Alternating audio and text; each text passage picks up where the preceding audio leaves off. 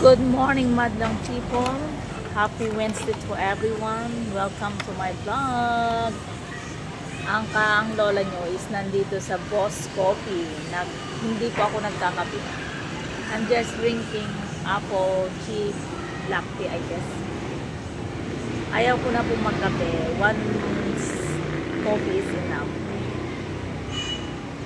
Although addicted ako sa coffee since nagagamot ako, marami ako ininom ng gamot. Umiiwas na ako.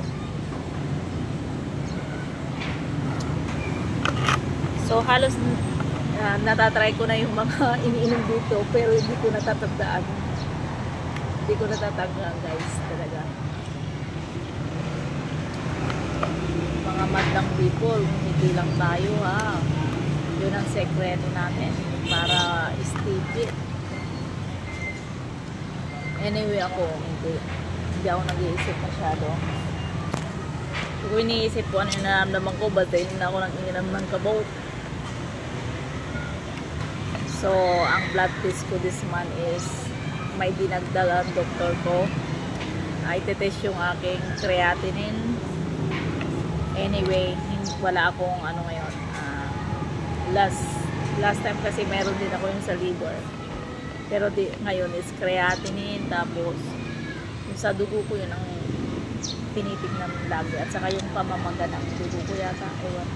Sa ganun, ang hirap ipaliwanag.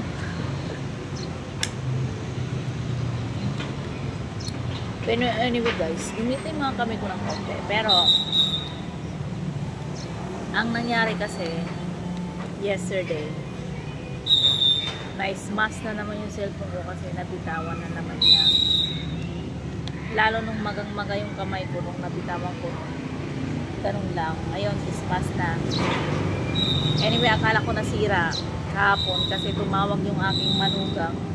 Daldal na ng daldal yung apo ko. Wala akong marinig kahit isa. So, sabi ko, wala akong marinig. So, anyway, hindi ko alam na ganun nagkaganon yung cellphone ko. Sabi ng manugang ko, i-restart ko daw.